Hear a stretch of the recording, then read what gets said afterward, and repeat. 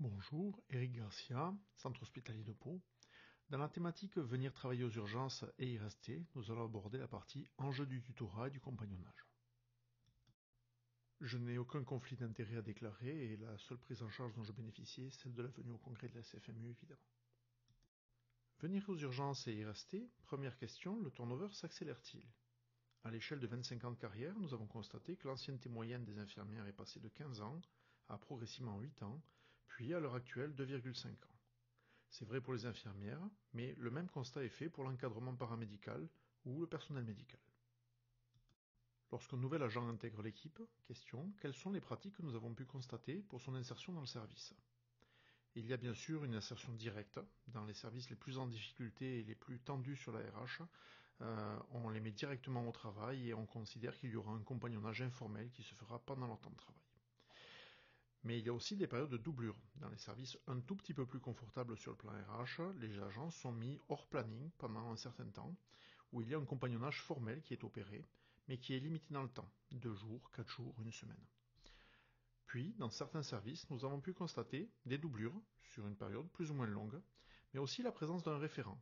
Il y a donc un compagnonnage d'équipe qui est formalisé, avec différentes personnes qui vont encadrer le nouvel agent sur un temps donné, mais aussi un référent qui va mettre en place un tutorat et suivre son évolution, pouvoir lui être ressource en cas de difficulté. Alors compagnonnage, tutorat, qu'est-ce que l'on entend par là? Faisons un petit point sémantique pour clarifier la situation. Compagnonnage, celui qui accompagne quelqu'un, qui l'accompagne sur le chemin. Il s'agit donc de faire un bout de chemin ensemble, travailler ensemble, et au décours de ce chemin, apprendre les ficelles du métier, faire du transfert de compétences.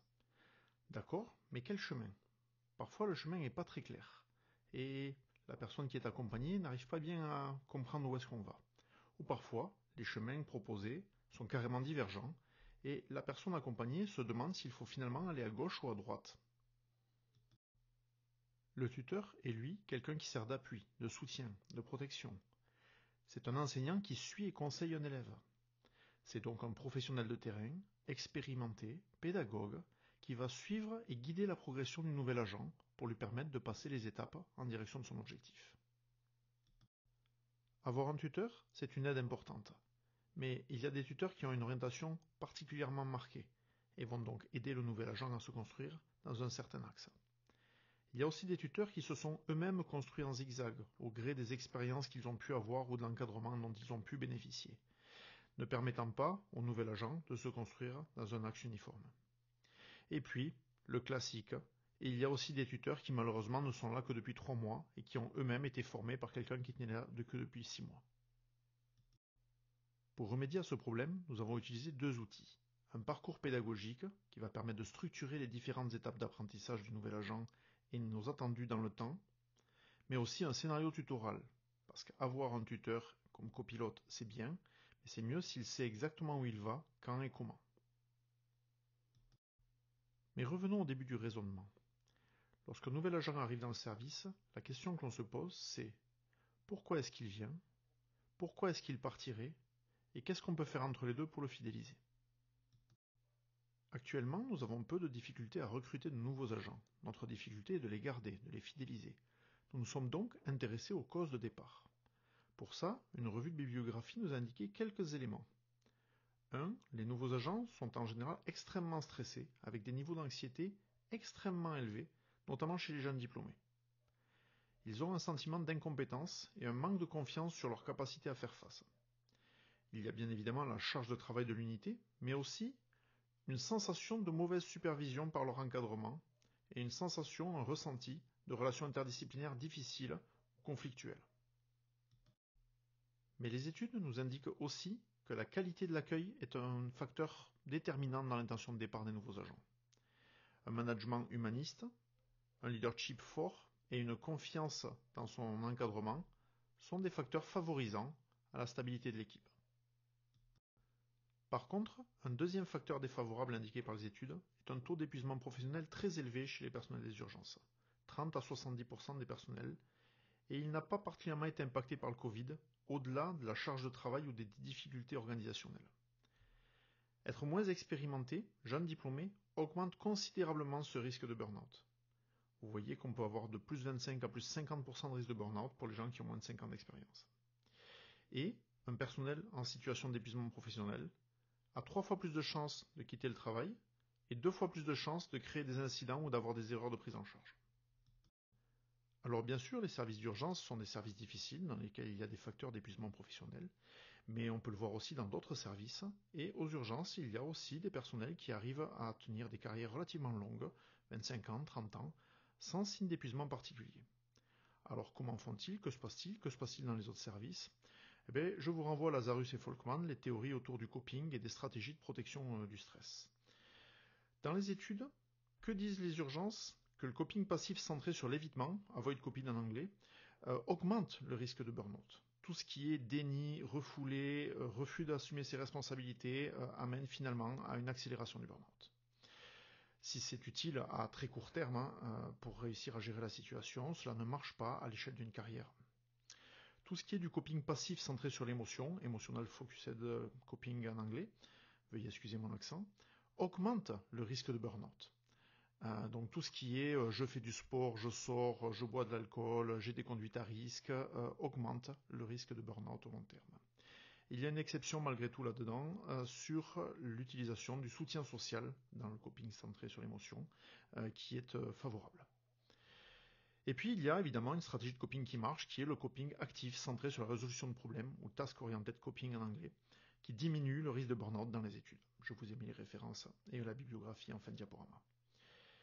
Deuxième chose que les études nous prouvent, c'est qu'il est nécessaire et efficace de former les professionnels sur les stratégies de coping. Et ça, ce ne sont pas des études récentes, il y en a des récentes, mais ça a commencé il y a de longues années en arrière. Vous voyez ici les premières 2020 et même avant. En résumé, le coping est peu enseigné et les stratégies de coping qui sont enseignées dans les écoles d'infirmières ou dans les facultés de médecine sont rarement efficaces en situation d'urgence. Les stratégies de coping que les personnels expérimentés chez nous utilisent sont beaucoup plus proches de celles des sauts de secours, pompiers, forces de l'ordre ou des stratégies utilisées par les militaires. Focusing, dissociation, stratégie task-oriented, etc. Il y a donc un intérêt à former les jeunes personnels à l'utilisation de stratégies de coping efficaces. Eh bien, ça paraissait évident, mais les études le prouvent. La présence d'un mentor surnuméraire, non directement impliqué dans les soins, dédié aux nouvelles infirmières et à l'accueil des nouveaux agents, permet d'améliorer les résultats des soins aux patients, de rehausser le moral global du personnel et de lutter contre le burn-out, d'améliorer les relations interprofessionnelles, d'accroître l'efficacité globale de l'unité et notamment l'augmentation du flux de patients et la diminution des temps d'attente. Donc à la question pourquoi est-ce qu'ils partent, on pourrait résumer par il y a un delta entre les compétences de l'agent lorsqu'il arrive et l'attendu ou les responsabilités que l'on peut lui donner en début de carrière, notamment dans les services les plus tendus sur la RH et qui vont projeter les personnels dans des situations immédiatement sans encadrement. Ça va créer un niveau de stress extrêmement élevé chez ces jeunes agents, et ils ont des stratégies de coping qui sont peu efficaces pour gérer le stress, ce qui va inévitablement amener à une communication d'équipe dégradée, et donc une perte de sens, un décrochage et des mauvaises prises en charge. Un stress lié à un delta entre les compétences de l'agent et les attendus? De quoi parle-t-on? Eh bien, je vous renvoie à la théorie de pédagogie sur le Just Right Challenge, où l'on identifie que si l'enjeu de la difficulté de la tâche est proportionnel à la compétence du sujet, alors il est dans une situation de flow. Mais si la difficulté ou l'enjeu de la tâche est trop élevé par rapport à ses compétences, on rentre dans une zone d'anxiété. Et donc projeter l'agent sur des tâches de plus en plus dures très rapidement alors qu'il n'a pas eu le temps de développer des compétences pour y faire face, le met dans une zone d'anxiété qui va l'amener au décrochage, etc. Alors que par contre, lui donner un enjeu moyen, lui permettre de progresser, augmenter l'enjeu avec différentes petites étapes, lui permettre de l'affronter et de le passer, puis de nouveau augmenter l'enjeu avec quelques étapes, lui permettant d'augmenter sa compétence, va le maintenir dans la zone de flow où ses compétences sont proportionnelles à l'enjeu et où au contraire il s'épanouit. Alors, dans la situation actuelle des services d'urgence, on nous oppose souvent le problème de la criticité et du quotidien. Si il y a quelques situations rares où il faudrait des compétences extrêmement élevées, ce n'est pas le quotidien. Et au quotidien, ce niveau-là de compétences suffira. Pourquoi donc former du personnel avec beaucoup d'heures de travail, beaucoup d'argent, beaucoup de moyens pour les emmener à avoir un niveau de compétences très élevé, alors que leur quotidien, ce n'est pas ça? Eh bien, je vous répondrai en vous donnant l'analogie de l'avion. piloter un avion, c'est en gros utiliser un GPS et se diriger à peu près dans l'axe. Une vingtaine à une cinquantaine d'heures de formation suffisent largement pour piloter, et vous voyez que les avions monoplaces se pilotent assez facilement. Toutefois, si c'est vrai dans les conditions optimales et la plupart du temps, alors lorsque l'on pilote un avion dans la tempête, la nuit, alors que nous n'avons aucune visibilité ou lorsqu'un réacteur a pris feu et avec 300 passagers à bord, il en est tout autrement. Il est donc nécessaire de mettre des heures et des heures de formation, et pilote d'avion est un métier extrêmement compliqué. Eh bien, maintenant que l'analogie est claire, vous comprenez pourquoi il est nécessaire de former les personnels aux urgences, parce que lorsqu'une situation critique arrive, sa criticité, l'aléa fois le risque, si l'aléa est très rare, le risque lui est très élevé, le patient risque de mourir, et ne nous permet donc pas d'avoir une compétence approximative. Nous devons être capables de faire face à cette situation-là. Et c'est pour ça que nous devons être formés. Or, projeter les personnels dans ces situations-là s'ils n'ont pas été formés, les met dans un niveau de tension extrêmement élevé. Ceci étant dit, que peut-on faire? Commençons par l'aspect micro.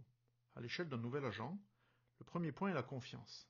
Si vous montez à bord d'un bateau, il faut que vous ayez confiance dans son capitaine et dans l'équipage pour vous accompagner et vous apprendre le métier. 2. Le Just Right Challenge. Or, aux urgences, le challenge ne change pas. Il y aura toujours des polytraumatisés, il y aura toujours des infarctus, il y aura toujours des détresses respiratoires. Il va donc inévitablement falloir travailler sur la montée en compétence des agents et leur insertion progressive. 3. Il faut qu'ils apprennent des stratégies de coping efficaces. C'est un apprentissage comme un autre et ils doivent l'apprendre de manière formelle. Et bien évidemment, pour eux, avancer à l'aveugle est une source de stress. Il faut donc qu'on se mette d'accord sur une timeline claire, avec des objectifs clairs, et que les choses soient formalisées pour permettre à l'agent d'avoir une visibilité sur ce que l'on attend de lui et à quelle échelle. Alors voilà un exemple d'outil que nous avons utilisé. C'est un référentiel de compétences. Nous avons cherché à mettre en place un socle commun de référence sur lequel s'appuyer pour dire une infirmière, un infirmier qui travaille dans une SAUV doit savoir ou maîtriser ce type de processus, ce type de compétences, ce type de gestuelle. Un infirmier qui travaille dans le service de SMUR et qui est désormais autonome et validé pour être en poste doit connaître, savoir, faire ce genre de choses, utiliser ce type de matériel ou connaître ce type de procédure. Vous voyez qu'il peut y avoir une possibilité de faire ça par acquis non acquis et monitorer son niveau de compétence avec une cible indiquée en bleu sur les documents que vous voyez pour acquérir le niveau d'autonomie qui lui permettra de prendre le poste. Mais il y a aussi la possibilité de décliner ces différentes compétences ou ces différentes connaissances sur une timeline et lui dire cette partie doit être vue à ton 2e jour de doublure, celle-ci à ton 4e, celle-ci à ta validation, celle-ci 1 mois après ta mise en poste, 6 mois après ta mise en poste, 1 an après ta mise en poste. Et venir graduer la cible d'apprentissage. Utiliser ce référentiel de compétences nous a permis de donner une référence aux nouveaux agents sur ce que l'on attend d'eux, ce qu'ils doivent maîtriser, ce qu'ils doivent aller chercher comme information. Mais cela a aussi permis aux tuteurs ou aux compagnons de se réinterroger sur leur évaluation de leurs compétences et, en leur demandant de les transmettre, se poser la question, sont-ils réellement en maîtrise ou connaissent-ils l'intégralité de ces compétences-là? Et donc favoriser une posture réflexive et une analyse de leurs pratiques. Bien sûr, nous restons souples autour de ça et les gens se réapproprient ou personnalisent les compétences et les objectifs sur ce socle commun. Et puis ça nous permet aussi de réinterroger les pratiques, les matériels ou les procédures. À l'occasion de l'évaluation d'un agent, on s'aperçoit que certains matériels n'ont pas été utilisés depuis longtemps ou ne sont pas connus et finalement pas utilisés, et donc peut-être à retirer les procédures. La deuxième chose que nous avons mis en place, ce sont différentes formations opérationnelles, pour la sauve, pour le SMUR, pour l'accueil, etc. Si le premier objectif est évidemment à l'échelle de l'agent, une compétence globale, savoir, savoir-faire, savoir-être, il y a aussi une volonté de créer une communauté de pratique et d'uniformiser nos façons de travailler dans le service, créer un socle commun de référence. Ça a été l'occasion d'accentuer la posture réflexive, d'échanger en groupe et de faire évoluer nos pratiques. Mais c'est aussi l'occasion de travailler sur la projection et la gestion émotionnelle des agents. En créant des situations simulées, on peut mettre les agents au plus près de la réalité et les forcer à apprendre des stratégies de coping pour gérer leurs émotions et pouvoir faire du team leader ou de la communication en situation de crise. Alors au-delà des formations, quels sont les outils qui nous permettent d'aider les agents à travailler sur leur gestion émotionnelle? L'anticipation et la projection. En utilisant des outils classiques comme le rétexte ou le débriefing, on permet aux agents de se poser la question « c'est déjà arrivé, cela pourrait arriver, que ferais-je, qu'ont fait mes collègues à l'époque, qu'est-ce qu'il était possible d'améliorer, qu'est-ce que je pourrais mettre en place ?» En faisant circuler les situations et les problèmes, on permet une projection et une position réflexive des agents, ce qui amène à faire circuler les compétences dans l'équipe et donc à faire du transfert de compétences et du socio-constructivisme pour trouver des solutions. Sur le plan macro, je vous invite à lire l'étude de Jacob sur le transfert des compétences et des connaissances, le point de vue de la gestion des connaissances dans une organisation.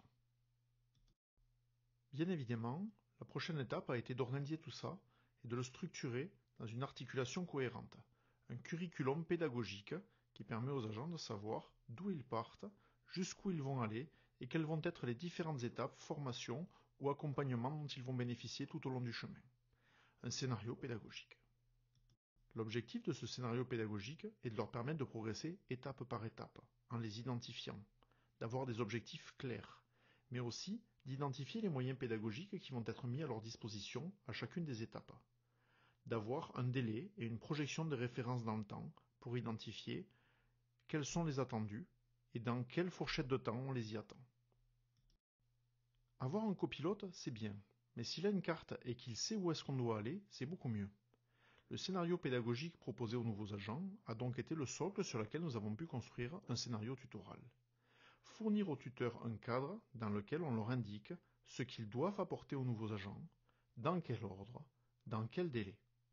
Ça leur a permis aussi de s'interroger sur leurs propres compétences et d'aller chercher de la ressource s'ils ne maîtrisaient pas intégralement le processus que nous leur demandions d'apporter.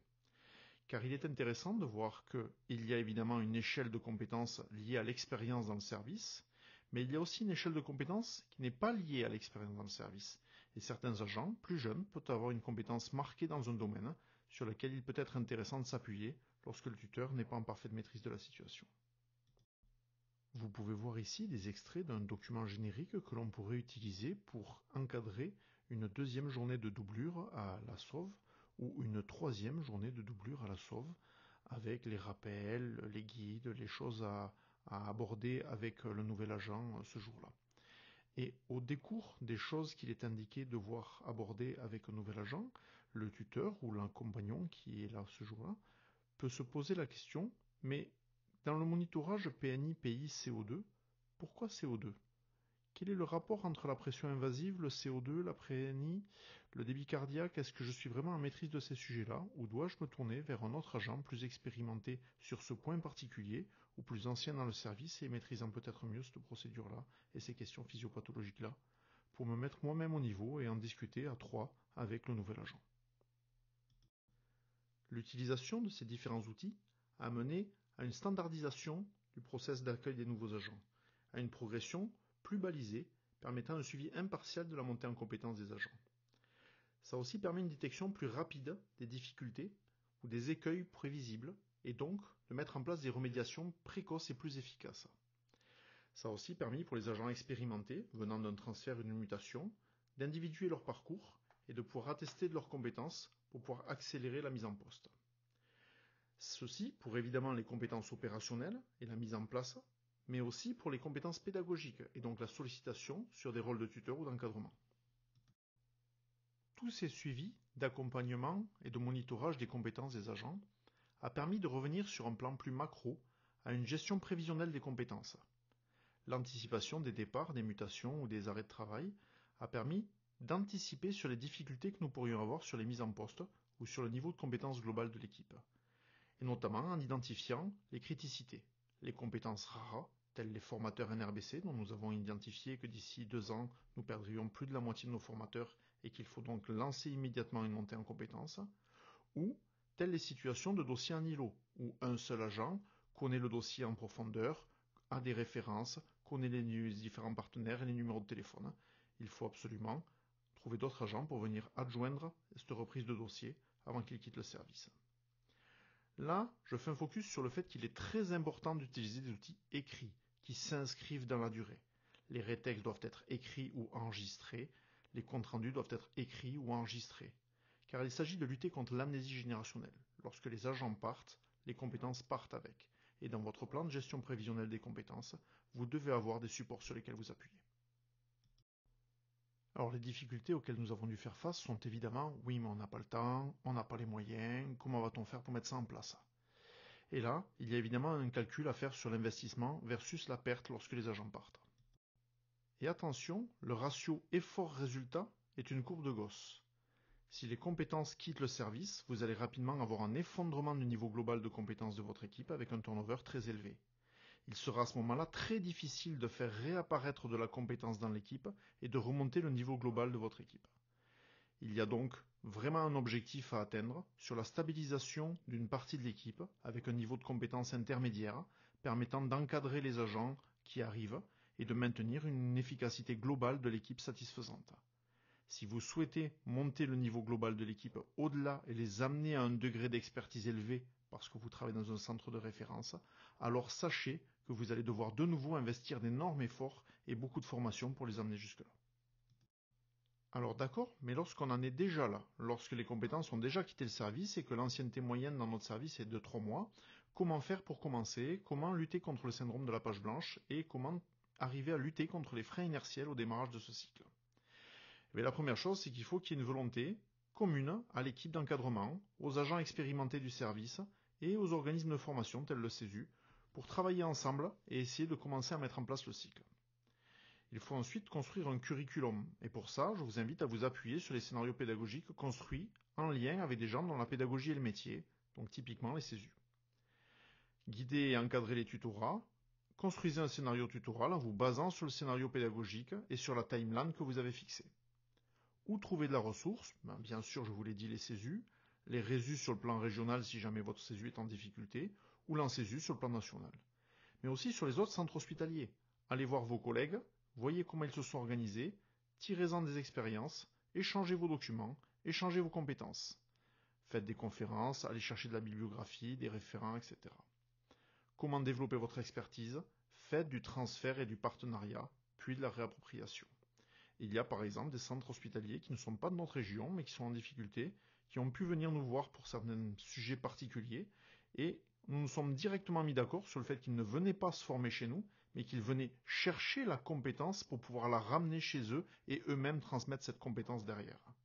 C'est la théorie des précurseurs, que ce soit à l'échelle micro dans votre service, en formant des gens et en augmentant leur niveau de compétence dans le but qu'ils retranscrivent à leurs camarades, ou que ce soit à l'échelle macro d'un centre hospitalier, avoir une équipe du CESU qui vient à votre CESU, qui vient récupérer vos documents pédagogiques, vos supports, et qui repart chez eux pour pouvoir diffuser cette connaissance.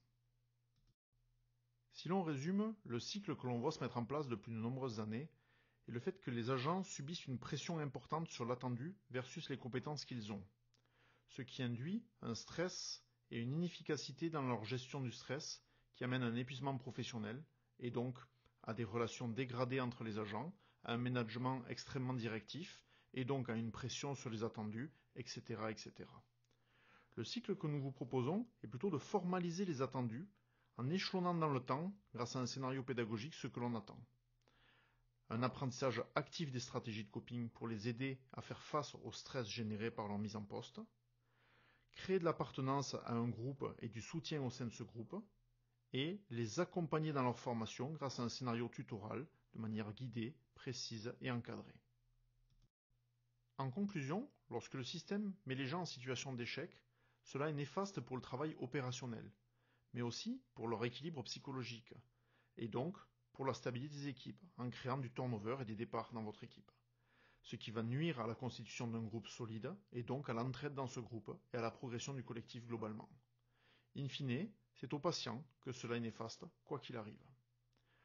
Normer les attendus, partager les savoirs, structurer les apprentissages, prendre en compte l'apprentissage de stratégies de coping adaptées est l'axe majeur sur lequel structurer la construction d'une équipe d'urgence.